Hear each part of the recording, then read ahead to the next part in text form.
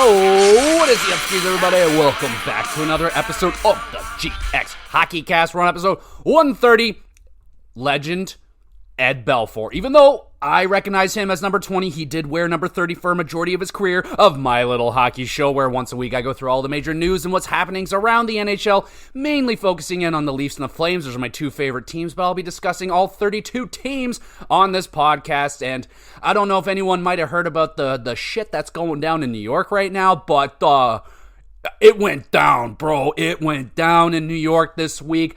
Jacob Trouba, the captain, the former captain, if you will, of your New York Rangers, is no longer a New York Ranger. He is now a part of the Anaheim Ducks in one of the more ruthless departures, trades of a captain I have ever seen in my life. Let us discuss. So, Jacob Trouba on his way to Anaheim, and it is so much more than just that. So, going back about a year, maybe even more now, Jacob Trouba has been kind of on his way out of New York. So last year they did try to trade him, and he denied it. He didn't want to go. His wife is training to be a doctor in New York, so that was a big thing as to why Trouba didn't want to leave just yet. And he likes it in New York, man. Did you not see the Amazon documentary? And he's like making art and shit, and he's very in the what do you call it, the culture of New York. He's in the community. He helps. He's involved in everything, and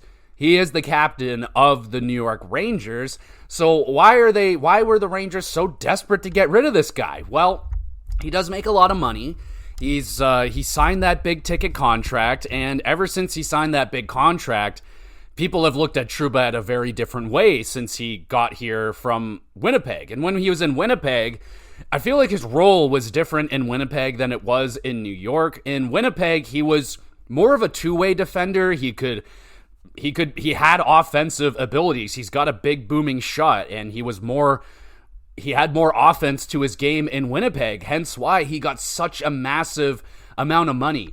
You don't see guys, you especially don't see straight up defensive defensemen getting, over $7+ million. When you think of pure defensive defensemen, you think of like Jacob Slavin, you think of Pollock and Pellick from New York, you think of Tanev. Like, those guys aren't making over $7 million because they generally don't bring that offensive game. But Trouba got $8 million because he does have an offensive part to his game. It's just that New York didn't really want him to use that because, they got Adam Fox, they got Keandre Miller, they got other guys that are probably better than Jacob Trouba at offense than he is. So when Trouba got here, he was kind of more set to be a defensive stalwart, a defensive defenseman, shut that shit down, big booming hits and stuff like that, which took away an element of his game that earned him that $8 million+ dollars. So you take that away, and slowly but surely, people are starting to scrutinize his game more and more often. Pretty much every single time money is brought up as to, this guy isn't living up to the $8 million that we're paying him. Yeah, he lays a big hit every once in a while, a big questionable hit every, week or every other week that seems that Trouba is in the news for a questionable hit. He rides that line. He brings that element. He brings a little bit of fear to other teams when they play the Rangers. Like, yo, shit, Trouba's out there. Keep your head up. Watch the fuck out. And I feel like Trouba's been a pretty good leader for the Rangers. I recall that time that he flipped the fuck out on ice and he was screaming at his team, and they improved after that. But I don't know, man. Like, maybe it's definitely, now it has been brought up that it's been very difficult for Trouba to, command that room as a captain after it was made very known, very public that the Rangers tried to trade this guy. So when you know that your organization doesn't really want anything to do with you anymore, it's kind of hard to be the leader of that organization, of that team.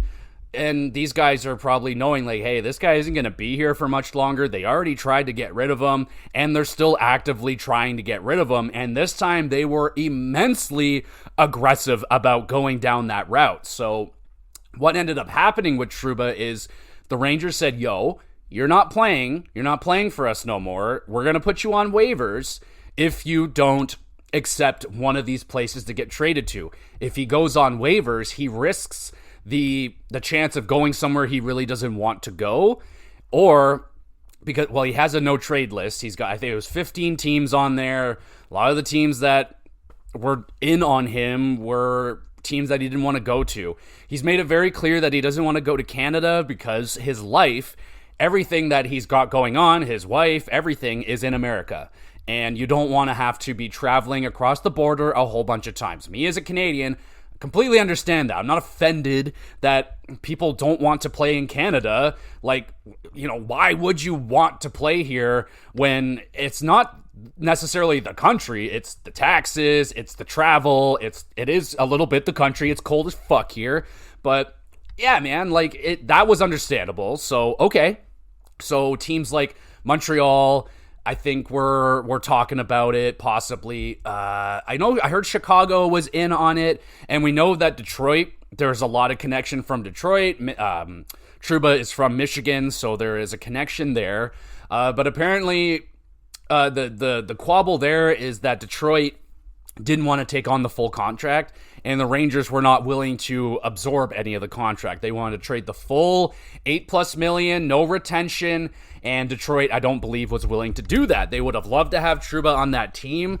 And we have to take into account, Trouba is not like toast. He's 30 years old. He's still got game left. Like, some people are thinking that he could potentially play till he's 37.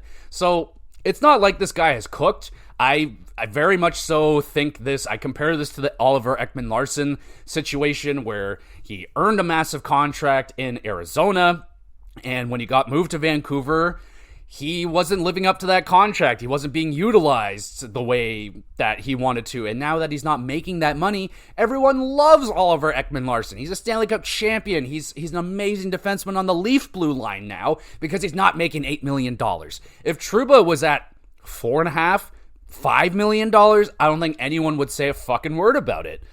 Not that much. Definitely not as much. But Trouba, so they basically lay the ultimatum down for him, like waivers or accept a trade. And Trouba had to decide, like, where's the best place to go. And it's Anaheim. Anaheim is the team that he ends up going to. I know there's other teams that were interested, but Anaheim's the location he goes to. And it kind of makes sense. Like, they have young up-and-coming defensemen like Zellweger, and I know Michukov has been having a rough year. He's struggling to find ice time, so I don't know. But there's definitely, I don't think Anaheim is done. They have Cam Fowler still, which I do believe they're, apparently Anaheim tried to put Cam Fowler in this deal and send him to New York. So, you know, it's been out there that Cam Fowler's been on the block, and it seems like they're really trying to move him. I don't think out of, like, in a bad situation. I think they just want something better for Cam Fowler. Like, dude, you're winding down. You haven't really had any good times here in Anaheim. Not a lot of playoff success. So go get some playoffs, dog. But overall, that was for New York pretty ruthless. The way that they treated their captain. I believe it's like the third time they've traded a captain in recent memory. Callahan was traded. I can't remember the third one, but they've been trading captains. It's been a thing. And yeah, man, at this point, the way that the Rangers are playing, they're very much so in a rut. They are struggling immensely. And this was a move that was coming. Like, it was coming. It sucks that it didn't happen last season or during the off season or something. Then hopefully maybe this mess would have been avoided and the Rangers wouldn't be in this rut right now. I can only imagine what's going on in the locker room over the course of the last 2 weeks with the Rangers, with all this losing and just disappointing performances. You got that note that went out last week, like guys like Kreider are on the trade block. You got Trouba on the trade block. So these longtime Rangers aren't safe. I imagine there's a lot of unease in the locker room with New York, and other guys, they're probably like, well, who's next? What's Kreider thinking? What are guys like fucking Zibanejad thinking? Zibanejad's probably had numerous articles written about him and his underwhelming performances and all that stuff. I think the only guy that's happy right now in New York is Shesterkin. We'll talk about him in a second, but man, there's got to be a lot of unease with New York right now, and they lost to Chicago the other night. That is bad. Like, Chicago was on a 5-game losing streak. Really not a lot good going around in Chicago either, and you lose to them 2-1. Like, just not good enough. The team is just not performing very well right now, and yeah, man, not good. So let's just break down the trade for what it is. So Anaheim acquires Jacob Trouba straight up, and New York Rangers acquire Urno Vakanainen, defenseman, and a 4th-round pick in 2025. I don't know a lot about Vakanainen. I don't even know if he's a 25-year-old defenseman, left shot, 6'2", so probably not a lot of upside with that guy right there. More than likely just a depth pickup. But what the Rangers acquire is all that cap space. And what they do with it, they immediately spent it all on Igor Shesterkin, which is, hey, kind of a decent strategy right here. So if you're gonna, have a big blow to the team, trading away Trouba, trading away your captain, doing that, why not ease the blow with some good news by re-signing Igor Shesterkin for a whopping $92 million for 8 years, $11.5 million per season. So, overall, it's apparently he's left money on the table. Shesterkin wanted to be the highest paid player on the team. He wanted to be the highest paid goalie in the league, and he got half of that. So he is the highest paid goaltender in the league now. Congratulations. That's awesome. Good for him. Personally, me, as if I was a GM, I just couldn't spend that amount of money on a goaltender. I wouldn't want to be in that situation. I wouldn't want to be the New York Rangers guy right now, because I'm more of the mind that a solid goaltender is fine for me. I'd rather build around good-ish to solid goaltending instead of like having elite high-end goaltending, spending $12 million on a goalie. I would rather spend that money on bigger pieces for forward and defense. I know how important goaltending is, but it's just so fucking risky, man. Like, look at how Shesterkin's, like, he's playing good, but he's got a .910 save percentage. Like, if he continues to be a .910 goaltender, is that worth $11.5 million to you? It's not to me. $11.5 million, you better be putting up a .920 plus every single year. Like,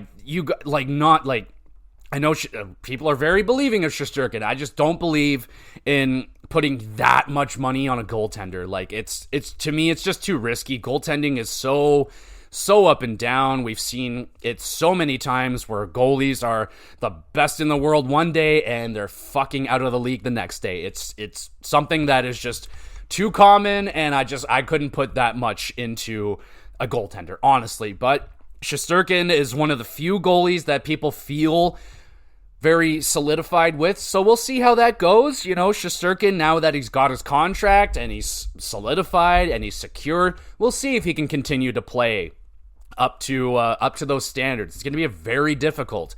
You're playing in a massive market in New York who's had so many amazing goaltenders. So yeah, man, I imagine for the next 9 years, Shesterkin, whenever something goes wrong, whenever the Rangers lose a game, he's going to be targeted, and we'll see if he can last for the whole entire time and see if that's okay with him. But hey, he wants to be a Ranger. That's great. So be a Ranger. That's great for Rangers fans. I imagine a lot of them are happy. I don't know how I would react. I haven't had this problem in Toronto ever. We don't, have goalies that come through like this. I mean, maybe Joseph Woll will be that problem for me someday. I hope not. But hey, that's cool for the Rangers. So let's discuss the Ducks side of this thing. So they're getting Jacob Trouba straight up. He's I don't know, probably a top 4 defenseman. He played his first game. No points, but he got some hits. He played like 20 plus minutes. Good start. And hopefully now that he's playing with Anaheim, a market that doesn't get as much attention as New York, I imagine Trouba can kind of just calm down a little bit. Maybe just focus on his art, focus on his family, and just do that now. Now you don't have to worry. There's no more worry about winning a Stanley Cup in Anaheim. I mean, I don't think they'll be making playoffs anytime soon. But hey, Trouba now joins Gudas as a nice veteran, little situation they got there on defense. That is a terrifying, I would be a little bit scared now to play the Ducks. They got Trouba and Gudas. Like, that's terrifying. I don't want to deal with that. So Anaheim becoming a little bit more competitive to play against, picking up a big hulking defenseman, and hopefully Trouba can shepherd along some of those younger defensemen. Like, after what he just went through, I imagine he's probably got a little bit of experience on how to deal with some bullshit right here and just keep going. So hopefully Trouba can continue playing his game, lay some big hits in Anaheim, and help that team move along. Hopefully get them into a playoff spot someday soon. But yeah, man, I like it for the Ducks. They have money. I just feel like now they might need to move a defenseman or two just to kind of maybe free up a little bit more space and ice time for guys like Minchikov and Zellweger to help them get going a little bit more. Seems like Cam Fowler is going to be on the outs, which, again, it's sad for Anaheim fans, but also like a silver lining. If he can go off, go to a Stanley Cup contender, and maybe win a cup, that would be amazing for Cam Fowler. So I'm expecting a Cam Fowler trade at any point. Maybe John Gibson gets traded as well. Some goalies have been moving around. It doesn't look like Colorado will be getting into that market anytime soon. They're good to go. But what do you all think about the Trouba trade, and how do we feel about the New York Rangers now as an organization? How do we feel about the owner? What is it, James Dolan or something like that? How do we feel about the job that Chris Drury has done now? Like, I don't know, man. Like, I imagine one or both of those guys are going to be on the hot seat coming up if they aren't able to turn this season around. They're still, they're hanging around. Let's take a look. Let's just take a look at the Rangers and everything, see how everyone's doing. And all I know is that Will Cooley is doing very well for the Rangers. I picked him up. He's been a stud for them. He is actually second leading scorer on that team, which is not good for the Rangers because they have so many other guys that should have more points than Will Cooley right now. Artemi Panarin's still doing good. Adam Fox still doesn't have a goal, but he has 22 assists in 27 games. But gotta get that goal scoring going with these guys. Like, they're still 12th in the league for goal scoring, but it seems like this team should be scoring a lot more than this. They're 15th for goals against. They're allowing 3 goals per game, which for the highest paid goaltender on your team, that seems a little high. Their special teams are doing well. 22% on the power play. They're second place in the league on penalty kills. So Shesterkin is doing his job there. Shesterkin, like I said, right now, he has a .910 save percentage. It's good. Quick is better with a .915 save percentage. He's only played 8 games. Dude, right now Shesterkin doesn't even have that impressive of a record. He's 9-10-1. Quick is 5-2-0. I mean, I don't know, man. Like, I'm a little bit on the side that Shesterkin might be a little bit overrated, but hell, that's your problem. So you got underwhelming performances from Zibanejad. Alex Lafreniere's really slowed down, and Zibanejad and Lafreniere are major minuses on this team. Zibanejad's a -15, Lafreniere's a -11, and they're by far the worst on the team. So again, if I was looking at a guy to trade, I'd be eyeing up Zibanejad, honestly. Like, he just hasn't, I don't know, man. Like, he doesn't look like the guy that I would want on a team that's going to try and win a Stanley Cup. He's a great player. It just doesn't seem like he has that fire. Vinny Trocheck's been underwhelming. Riley Smith has been pretty decent. Capo Caco still not doing a lot. Chris Kreider, he finally picked up an assist and hasn't done a whole lot. He's got 11 points in 24 games. Philip Hedl hasn't done a whole lot, 10 points in 20 games. Keandre Miller's having a really rough season right now. Ryan Lindgren's been talked about in trade rumors. Matt Rempe's only been in 4 games this year. Maybe that's what's going on with Matt Rempe. Where is he? Maybe that's what they need. Need a little Matt Rempe in the lineup to fucking fire these guys up a little bit. I don't know what's going on, but this team needs to wake the fuck up.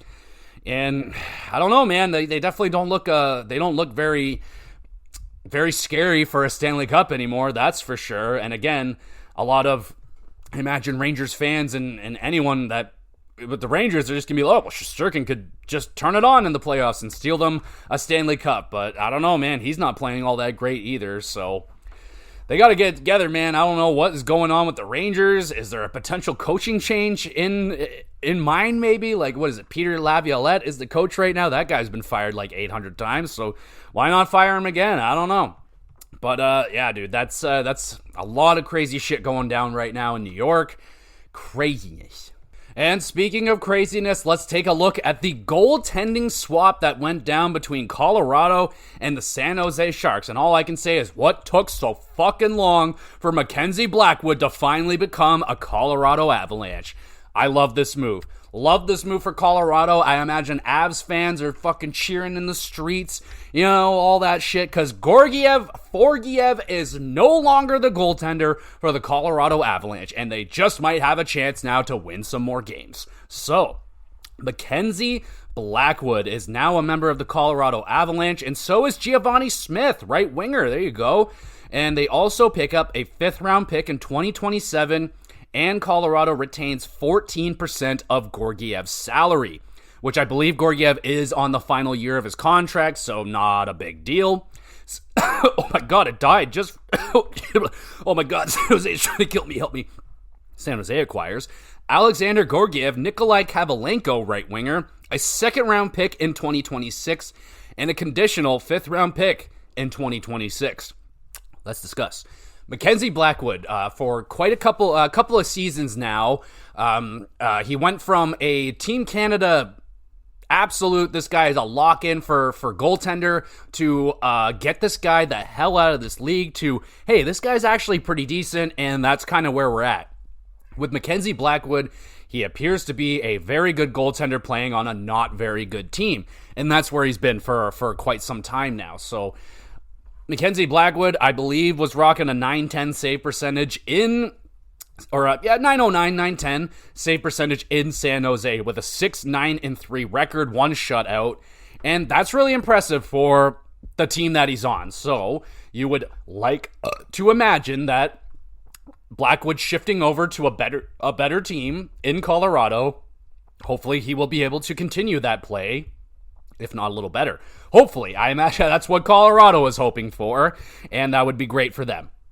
They also pick up a 5th-round pick. I don't think that's so far away. We're not worried about that. San Jose acquires Alexander Georgiev. What are they going to do with that? So there was the idea of maybe they trade Vanacek instead. Vanacek doesn't have a lot of value.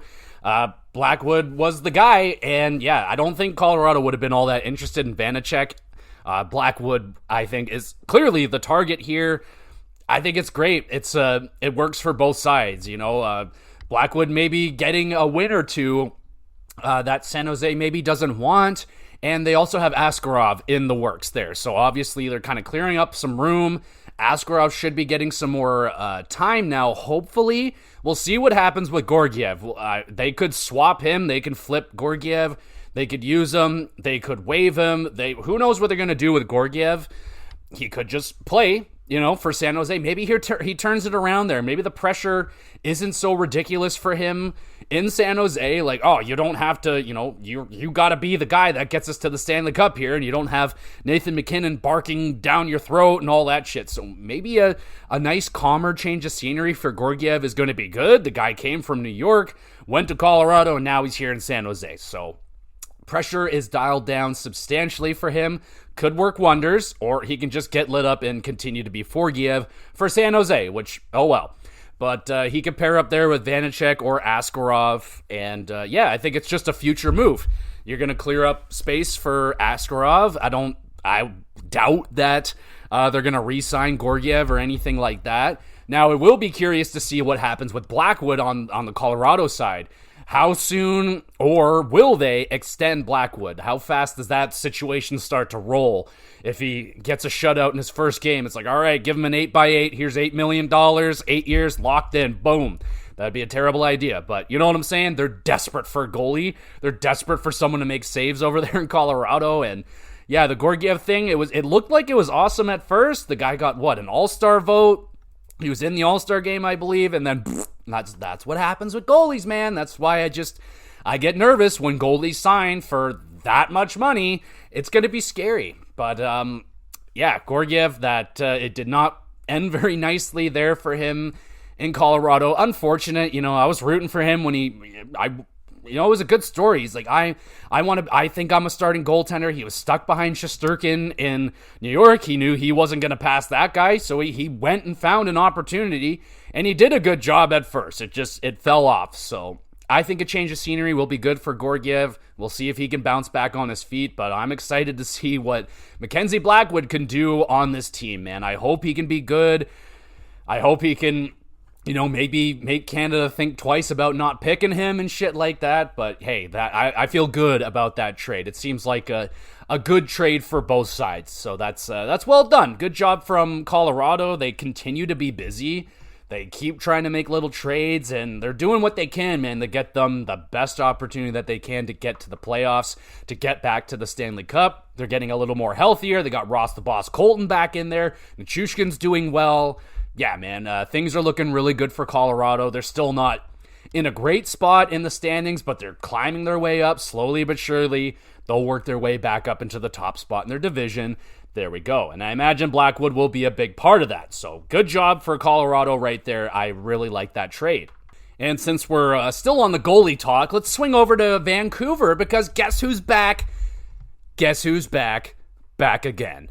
It's Thatcher Demko. He is finally off the injured reserve. All of us fantasy owners of Demko rolling in the streets, praising the return of our God and Savior Thatcher Demko. He has still not played yet, but he has been the backup goaltender for Lankinen for the last few games here. Only a matter of time before Demko finally gets back into the net, and hopefully everything is good right there. But on another note, Lankinen becomes the first NHL goaltender in history to win 10 road games in a row. That is amazing. Congratulations to Kevin Lankinen and a spectacular run with the Vancouver Canucks so far. Thank goodness they had that guy and picked him up, because who knows where the fucking Canucks would be without him. And again, the Canucks continue to be this strange road warrior team, and they can't win at home. But 10 wins on the road for Lankinen, that's pretty freaking awesome. But what isn't awesome is over in Chicago. Things have gotten ugly, even uglier.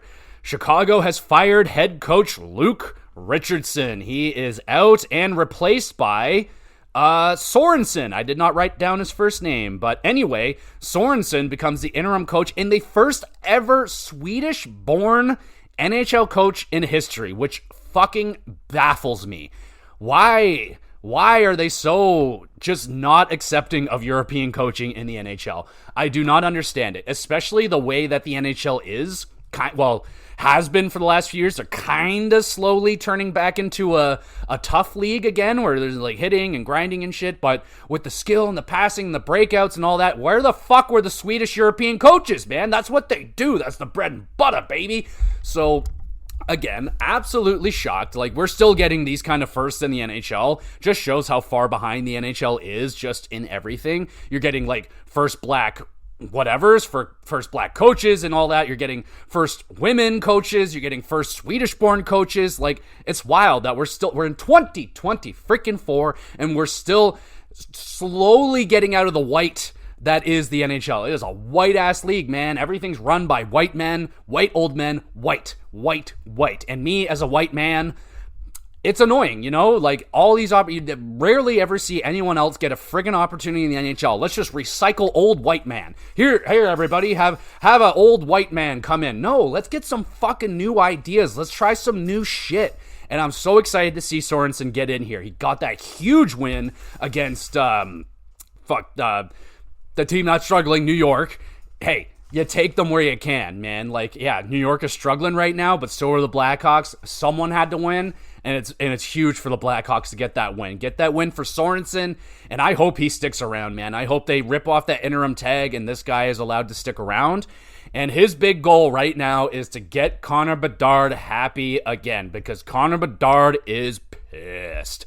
Connor Bedard not having a good time right now. And some interesting stories coming out of, all of this, the Connor Bedard frustration. And I heard it on 32 podcasts, but Chicago as an organization talking about drafting Bedard and them kind of not being ready for it just yet. They were just kind of beginning a full rebuild, and they just happened to walk into the first overall pick, which just happened to be a generational talent in Connor Bedard. And they were like, we were still in pure rip down mode. They had nothing. You look at the team last year, they had nothing. Like, they have nothing now. Last year, they had even more of nothing. And that's where Connor Bedard started. with nothing, absolutely nothing. Not to shit on the players of Chicago or anything like that, but they don't really have anyone that can play in the top 6 role with Connor Bedard. Like, even Taylor Hall is struggling. He's getting scratched and stuff. And like, your next best center is Jason Dickinson, which anybody in the league will be like, that guy's a bottom 6 center. And it's been rough for Bedard. You could see the frustration on him, and you're already getting the talks about, oh, Connor Bedard's a bust. Shut the fuck up. The kid is 19 years. He's literally the second youngest player in the league right now. Cut him some fucking slack, and he's still having a good year. Like, yes, he's not improving on what he did last year. It's called a sophomore slump, y'all. It happens to a lot of guys. And when you look at how Chicago is built up, it's Connor Bedard and who? Every team's game plan against Chicago is going to be shut down Bedard, lock in on Bedard. He's the only guy they have. If we shut him down, we shut the team down. So that's what they're going to do until Bedard gets some other threats on his wings or on this team. He's the target every single time. Why wouldn't he be? That's the strategy. So yeah, he's going to struggle. He's going to have a harder time scoring this year. He's, the guys that he had some chemistry with last year in Khrushchev, it's not there this year. It just isn't. The Taylor Hall thing doesn't work. And yeah, man. So at this point, Sorensen's job is to get Bedard scoring again, get him back into a happy mood, get him loving hockey again, because, kiddo, you're in for a long ride. You're still quite a ways away from Chicago being competitive, and it's gonna suck, man. Like, it doesn't always go this way for stars. Crosby didn't make the playoffs right away. Ovi didn't make the playoffs right away. Matthews, he made the playoffs right away, but, he still hasn't had any real success in the playoffs. It takes time, man, especially in this league. Like, do I have to tell you about the Buffalo Sabres? Like, shit takes a while, and the way that Chicago ripped down that team, it's not going to be a short rebuild. They got very lucky that Connor Bedard fell into their laps, but they need more. It's not quite on the level of the New York Rangers. Like, yeah, they fell into Lafreniere, who isn't quite on the level of Connor Bedard, but they also lucked into Panarin. Panarin, a massive ad for the Rangers. And if that just extremely accelerated their rebuild. And Chicago hasn't had that. There was not Artemi Panarin sitting out there in free agency willing to come to their team right now. They don't have a Igor Shesterkin in their pipeline just being there as their goaltender. It's just not the same. So right now, with rebuilds, you also got to get hella lucky. It's all about timing as well. And we're kind of seeing it this year where the Connor Bedard year, we saw teams tanking, like actively tanking, teams sucking ass. This year, not so much. It's a more competitive, a little bit more tightly packed league this season because there isn't a clear-cut generational talent in this year's draft. There's a lot of talent, but no clear-cut guy just yet. So, yeah, sometimes you decide to rebuild, and like the Edmonton Oilers, you get a whole bunch of first overall picks, but they're not necessarily franchise pillars that you can build a Stanley Cup competitive team around, like Taylor Hall and Nuge and Yakupov and so on and so forth, until they got guys like McDavid and Leon Draisaitl. Then they got the pieces that are like, okay, these are foundational pieces we can build around. Now, what Chicago needs is some of those other pieces. They need some fucking prime Taylor Halls. They could use Jordan Eberle back there. They have young guys coming up. It's going to take some time. They're still building them up. And yeah, man, I don't know how much longer Connor Bedard's going to like to hear that. Like, yeah, man, it's not this year either. Maybe next year. No, not that year. Maybe next year. And who knows, man? Like, I'm not saying that Connor Bedard's asking for a trade out or anything like that, especially not yet. It's way too early, man. Way too early. And I can only imagine that right now Connor Bedard is being just served hand over fist right now. What do you need, Connor? What do you need? We got you, man. And that's, yeah, I imagine, like, hopefully they're not doing it too much where they're, asking for his opinions. He is, again, only like a 19-year-old kid. There's a lot he needs to learn. I wouldn't necessarily be asking him how to build a team, but I would definitely be asking him for an idea or two, like, hey, do you have a winger in mind that you would like to play with? I don't know, man, but Chicago's got a lot of work to do, clearly, and Bedard's not happy about it, but a new coaching change, yeah, it'll probably get them a few wins, but it's not going to get them very, very far. So, again, I'm very happy to hear that a Swedish-born coach is finally getting an opportunity in the NHL, and we'll see how good he does, man. Like, a good start there, getting a win over the Rangers. We'll see how much further he can go with it, and hopefully Sorensen becomes the actual head coach instead of just the interim. All right, with Chicago out of the way, let's go to the team that beat Sorensen in his first game as the head coach, the Winnipeg Jets, who have been a little bit struggling. I don't think it's anything to be overly concerned about, honestly. I think the Jets are just kind of coming back down to earth a little bit and probably taking their foot off of the gas just a little bit because of the outrageously great start that they had. I mean, no team's going to go 82-0 or anything like that, but yeah, they've strung together some losses in a row recently, which aren't encouraging. They had not the greatest loss the other night to Columbus, where a pattern is starting to come out where Winnipeg isn't able to close out games. They're coming into third periods tied, and they just don't take the game. They lose. So, and there's been some subpar performances from Hellebuck. Ehlers is out of the lineup, which is hurting their offense a little bit, but I don't think there's really any reason to be too concerned. 1, 2, 3. They had a 4-game losing streak. Now, in that streak, they lost to the Kings. The Kings are on fire right now. What the fuck is that team? The Golden Knights. There you go. Holy crap. That's a great team. Dallas, that's a great team. And St. Louis, that's a team on the rise right now with a new coach. So none of those teams are like, it's not like they lost to Anaheim, San Jose, and Montreal in a row. So, yeah, they lost to some competitive teams. Then they came back. They beat Buffalo and they beat Chicago. So they came back, won 2 games that they should have. And yes, they lost to Columbus. That game, a little bit of concern on that one, but we'll see how they respond in the game against Boston, and they have a big test coming up against the Vegas Golden Knights on the 12th, so that's going to be a big game right there. The only thing that I'm seeing that's concerning out of their big numbers here right now is their penalty kill. Their penalty kill is 20th in the league right now, so they could step up and try and figure out what's going on with that penalty kill. Outside of that, they're still top 5 in everything. 5th in goals for, 4th in goals against, and 3rd place on the power play. So everything's clicking really good right there. Hellebuck still rocking a .925 save percentage. Absolutely phenomenal. It would be nice if they got some better performances out of Eric Comrie. I generally pick him up whenever he's going to be playing, and he's let me down every single time. So I would like a little bit better out of him. I know there was some talk about Mark Scheifele getting snubbed at Team Canada, but I don't think it's that bad. Like, yeah, Mark Scheifele's having a nice season, 14 goals in 31 games, or 29 games, 31 points. He's having a nice season right there, absolutely. But yeah, they could use Nick Ehlers back as soon as possible. That would be nice. Yeah, I'm not worried about the Winnipeg Jets. I'm pretty sure they said they can go 500 for the rest of the season. They would still make the playoffs without much of a problem. But they have fallen down to 2nd place in the Central. They've been passed by the Minnesota Wild, which is quite phenomenal, man. Pretty great work from the Minnesota Wild, man. And they even have games in hand. So the Wild are on fire. The Wild are having a fantastic season, dealing with injuries, dealing with salary cap fucking recaptures and shit like that. This team is an anomaly, and they should be praised. Absolutely fantastic job from the Wild. Very good stuff. But what is not great stuff is the Detroit Red Wings. Holy moly.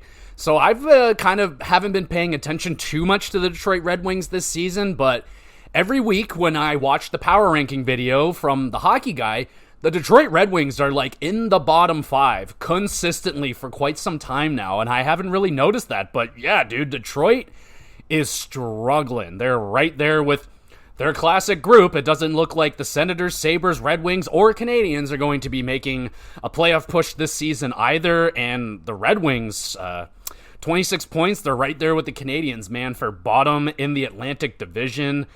Yikes. Has not been a good run here for Detroit. I know that Cam Talbot has been injured. That definitely sucks. He's one of the few bright spots, I would say, on their team. Ville Husso came back, and he's played 7 games and has won 0 of those. But is it I wouldn't like he's not been playing good. He had 1 or 2 good games there in that stretch, but yeah, he's been bad, man. An 870 save percentage, not good enough. I feel like the only guy that's, been playing good is Lucas Raymond. Lucas Raymond's having a nice run, 30 points in 28 games. That's good. Now, there was a rumor going around that Dylan Larkin requested a trade out of Detroit. Apparently, that got shut down. That was a tweet that I read from Elliot Friedman. And then listening to the 32 Thoughts podcast, they shut that down. So I don't know what to believe anymore. I'm going to believe the words that were said on the podcast instead of a random tweet that I saw, which may not have even been him. But apparently Dylan Larkin doesn't want to be traded, which, you know what? I wouldn't put it against him if he wanted to be traded. Absolutely, you should want to be traded out of there right now. They're not going anywhere. They're completely stagnant. This year they're kind of going backwards. The big problem is they have no goaltending. They don't have a goalie. Like, Talbot is the guy right now, but he's like 38, 39 years old. And Sebastian Cossa is possibly the goaltender of the future. He's played 1 game. He got lit the fuck up. Oh my goodness. He made 14 saves on... Oh, well, it doesn't matter. He got lit up, so it wasn't good for him. Alex Lyon hasn't been able to save their season like he did last year. Though he has a .911 save percentage, he must be hurt as well. So, yeah, they're forced to use Ville Husso, and that's not going good for them either. Nothing's really going good for Detroit right now, man. Their additions haven't been doing a whole lot. Their young guys aren't really taking much of a step. Patrick Kane's really kind of fallen off this season. He's only got 10 points in 23 games, so it doesn't look like he's able to recapture what was some magic last year with Detroit in that little run. Doesn't look like he's got that going anymore. Vladimir Tarasenko's got 4 goals. He's done nothing. JT Compher, 3 goals. He's done nothing. Simon Edvinsson, though, I feel like he's doing pretty well. He's a +7 in 27 games on this team. I think that is fucking impressive, so I will give him shout-outs. He's been playing seemingly well. Moritz Seider, seemingly well. You would want some more points out of him. He's only got 3 goals and 15 points in 28 games. Alex DeBrincat, he's okay. Okay, not great. 12 goals in 28 games. Yeah, man, this team's just doesn't have it. They don't have it. They need some more scoring talent. They need better defense, and they need better goaltending. The only thing they got going for them right now is their power play is really good. It's a top 10 power play. But their goals for 27th, goals against 21st, and penalty kill is 67.5%.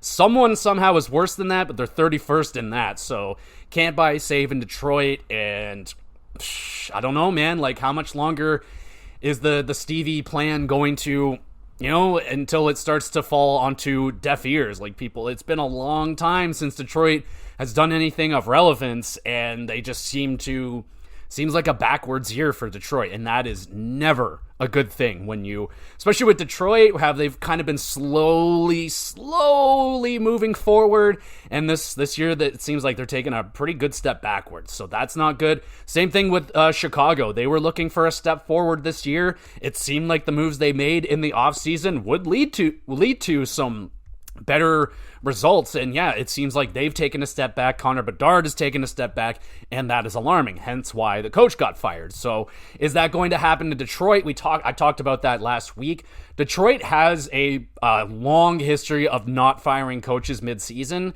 That has been going on, I think, since like the 80s or something, 90s maybe. It's been a long time since they've done that, but why wait? Like, only if there's a coach. If you have a coach in mind and there's a guy there that you want, then pull the trigger. You might as well get the guy in there now and try and get used to the team. But if you don't have anyone in mind, like, there are names out there. I've heard names like Bruce Boudreau. Yeah, I've heard his name out there. What was it, Woodcroft or something? The guy that got fired from Edmonton. I think his name's been floating around out there. Man, I don't know. I don't know what to do with Detroit. You look at them and it's just like, nah, it's not there. But where do you go? Where do you go? Like, Detroit has had terrible luck in the draft.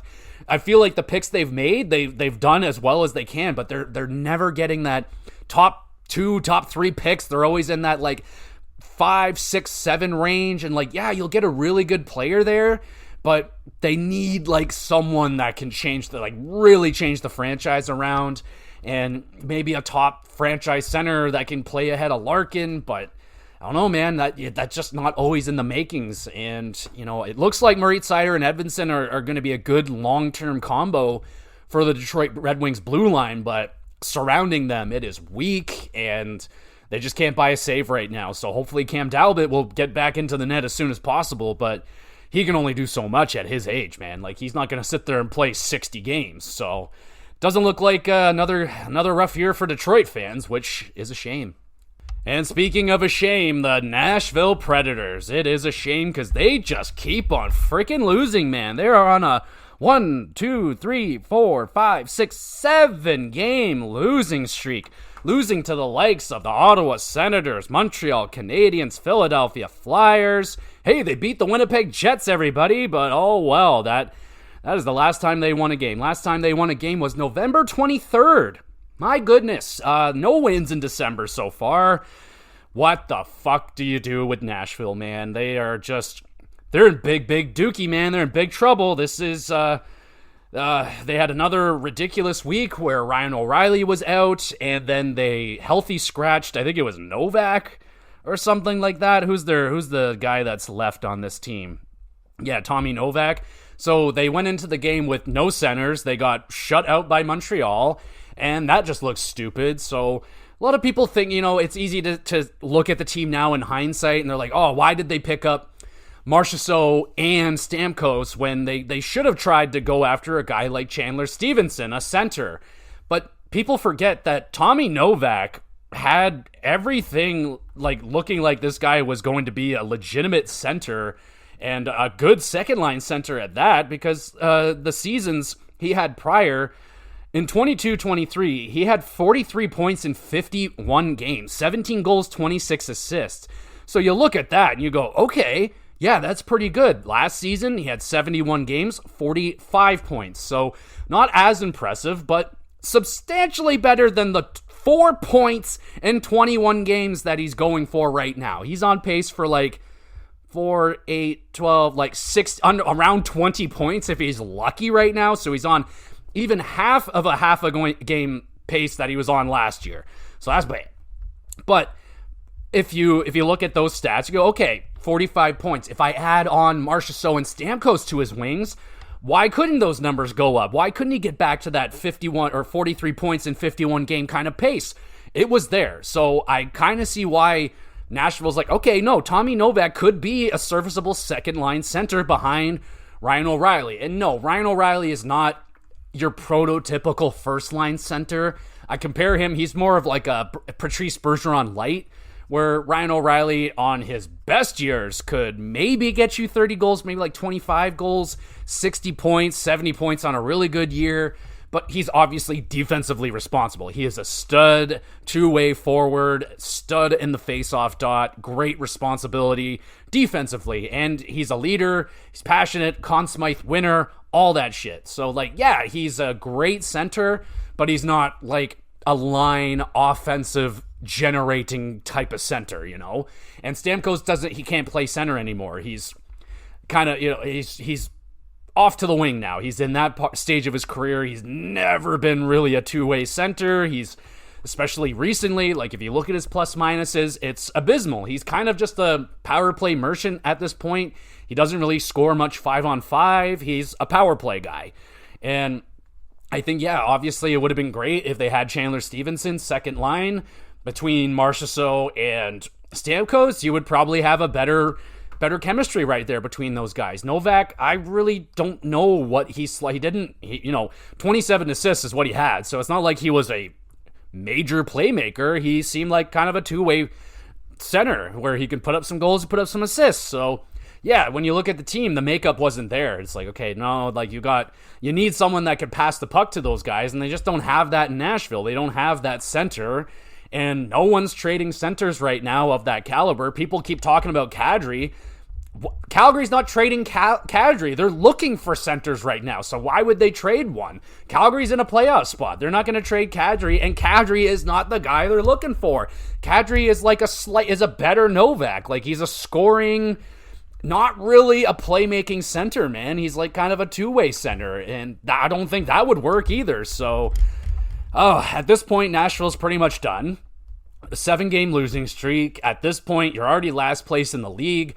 So, like, what do they want to do from here? What do you do? Do you try to trade Marchessault? Marchessault came out and said, he's like, I signed a 5-year deal. I'm here, man. Like, so it doesn't sound like he wants to go. This is fucked up, man. This is really bad. I'm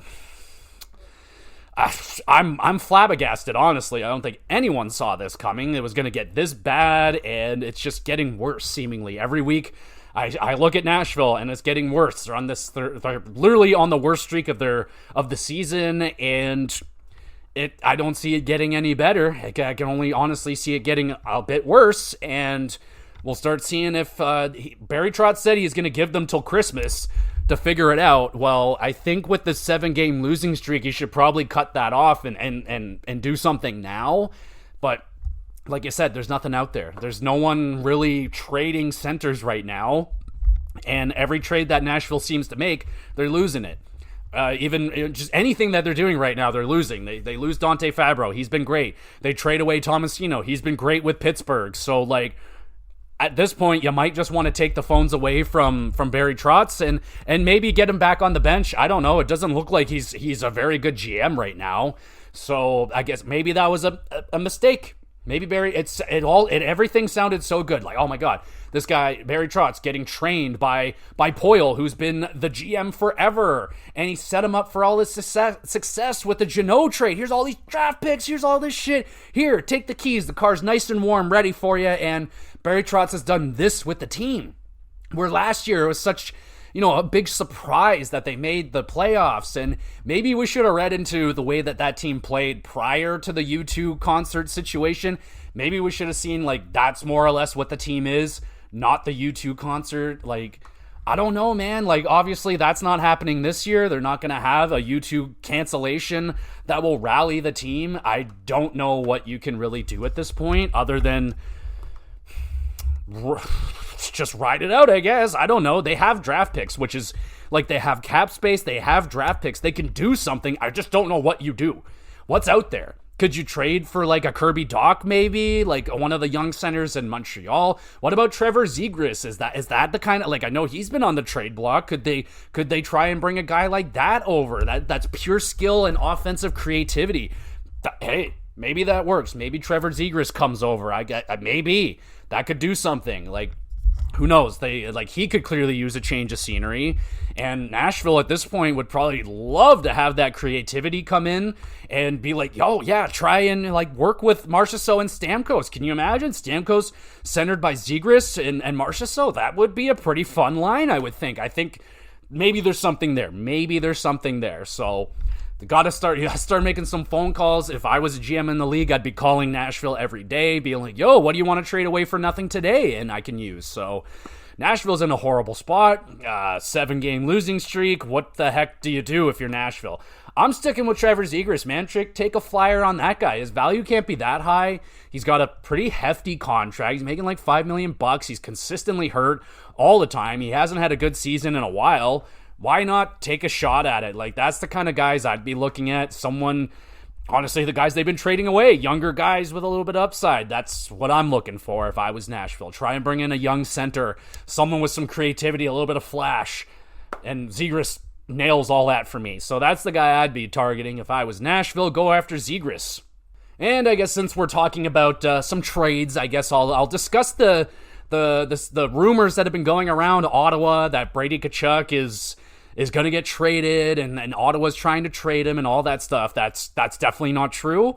Ottawa would be insane to trade Brady Tkachuk right now, but keep in mind, Brady's only got a few more years left on his contract, and don't be shocked if he leaves when it's all said and done. Like, just because he's not saying he wants to leave now doesn't mean he's going to not leave at some point. Like, if Ottawa, the way they're still the Ottawa Senators, they still can't stop any pucks from going into their net. They can't defend. I don't know, man. Like, eventually the losing's going to get stale, and I could easily see the same situation that happened with Matthew. Hey, Flames, you aren't going to work with me? Fuck you. I'm leaving. I'm going somewhere that wants me, that wants to play, that likes what I bring to the team. Like, Matthew Tkachuk, I saw it with Calgary. They were sick of his shenanigans. And yes, 82 games. Yeah, I can see that wearing down on you. Like, okay, Matt, do we have to get into it every time? And with Matt, the answer is yes. And I think that answer with Brady is yes. Yes, we do got to scruffle and we got to get into scuffles. All 82 games, we got to be in there. We got to be engaged. So I don't think Ottawa wants to get rid of Brady Tkachuk. And currently, as of right now, it sounds like Brady Tkachuk doesn't want to leave. But in a few years, when that contract's running out, don't be surprised when that conversation starts to get a lot of heat. And Brady is like, yo, dude, like if we don't see any playoffs, why the fuck would I stay? Like, why am I going to stay here? Because they like me? Like, no, obviously the way that Matthew has gone on and he's winning and having so much success with his career, it's going to weigh on him at some point. Like, oh, you don't want to be the Tkachuk brother that didn't win while the other one is having all these great parties in Florida and having a great time, and you're here in Ottawa just being miserable. I definitely can see Brady Tkachuk leaving Ottawa at some point, sure, but not now. They're not going to try and trade him right now. That's crazy. He's like he's the heart and soul of that team. It would be absolutely crazy to trade him right now, but what the hell do you do with Ottawa? I don't think offense is the problem. You might be able to trade from your offense to try and help you defensively. Kind of what I was saying with the Leafs for so long. Like, we have too much offense. We need help on the back end. And yeah, so like, could they do something like that? Again, like what defensemen are out there that are very available that could help this team? Like, yeah, Juracek was out there, but that's not the kind of guy they're looking for. They need a guy that is going to help their blue line impact right now. They need a top 4. A top 2 would be great, but no, that's not going to happen. But the fuck, man? Like, there's clearly something wrong. Like, why wouldn't just change the way you play? Obviously, there's something wrong with your defensive structures because every goaltender that comes through there gets lit up like a Christmas tree. You got Vezina winners coming in there getting lit up like they're fucking just terrible goaltenders. So clearly you got to change something there in Ottawa. You got to change the way you play. You got to change. And that's what I'd be doing, man. Like, I'd be taking a page out of teams like the Philadelphia Flyers. Like, hey, it may not be pretty, it may not be fun to watch, but it's winning hockey, and at least we're winning. So if that's what Ottawa's got to start doing, I would definitely be trying to be more stingy defensively. It's working for the Kings. You know, they made the decision at the beginning of the year to be more offensive. It wasn't working, so they went back to their defensive strategies, and it's working because defense wins. It may not be fun. It may not be pretty. It may not get a 100-point season out of Stützle, but fuck it. You're winning. You might actually make the playoffs.